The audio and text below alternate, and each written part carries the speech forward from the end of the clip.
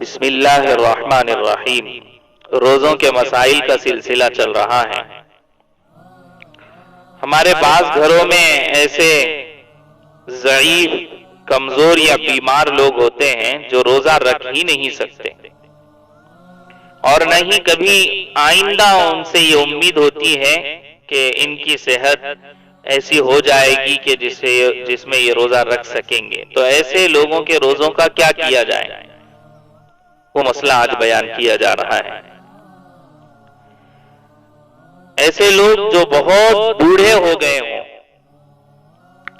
اور ان کے اندر روزہ رکھنے کی ابھی طاقت ہی نہ ہو، اور نہ ہی کبھی یہ امید ہو کہ آئندہ ان کو ایسی صحت ملے گی جس سے یہ روزہ رکھ سکیں گے،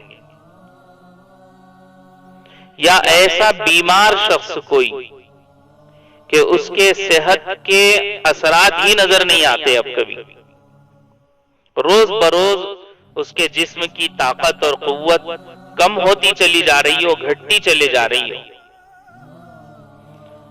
آئندہ کبھی بھی اس کے صحت کے اچھے ہونے کی امید ہی نہ ہو، تو ایسے شخص کے لیے یہ مسئلہ بتایا گیا ہے، بیان کیا گیا ہے کہ وہ اپنے روزوں کا فدیہ ادا کر دے، یعنی مالی بدلہ دے دے۔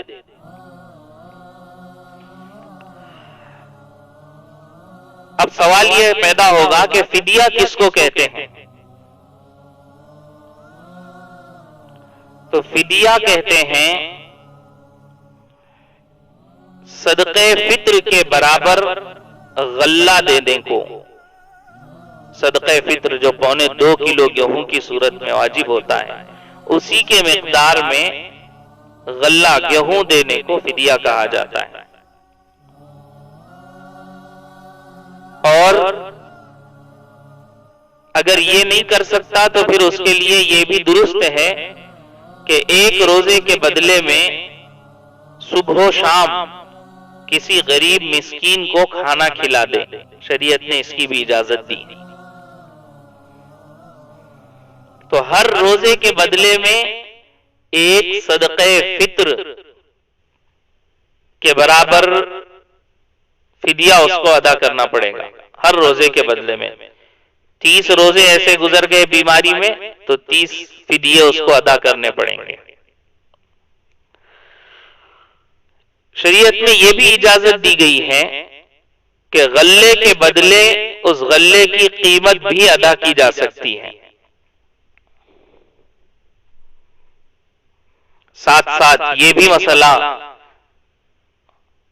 معلوم ہو جائے تو بہتر ہے کہ کیا فدیے کی یہ رقم ایک ساتھ کسی غریب کو دے دینا جائز ہے یا الگ الگ غریبوں ہی کو دینا پڑے گی۔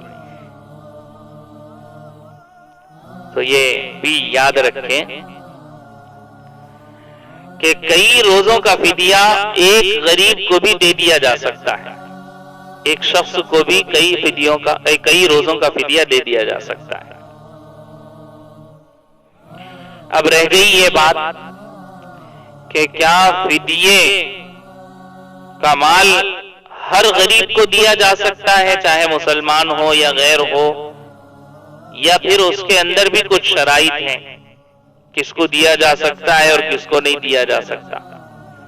تو یاد رکھنا چاہیے فدیے کے مصارف بھی وہی ہیں جو زکوٰۃ کے مصارف ہیں، یعنی زکوٰۃ کے مال کے ادا کرنے کے لیے جتنے شرائط ہیں وہ سارے شرائط فدیے کے ادا کرنے کے لیے بھی ہوں گے۔ اسی کو فدیہ دیا جا سکتا ہے جس کو زکوٰۃ دی جا سکتی ہے۔ اور آخر میں چلتے چلتے ایک بات یہ غور سے سن لیں کہ یہ فدیہ انہی لوگوں کی طرف سے دیا جا سکتا ہے جن کی صحت واپس پلٹ کر آنے کی امید ہی نہ ہو۔ اگر کسی کی صحت واپس آنے کی امید ہے تو اس کے لیے یہ ضروری ہے کہ وہ صحت کا انتظار کرے، جب اس کو صحت ہو جائے تو پھر وہ ان روزوں کی قضا کرے۔ فدیہ ادا کر دینے سے اس کے روزے معاف نہیں ہوں گے۔ والسلام علیکم ورحمۃ اللہ وبرکاتہ۔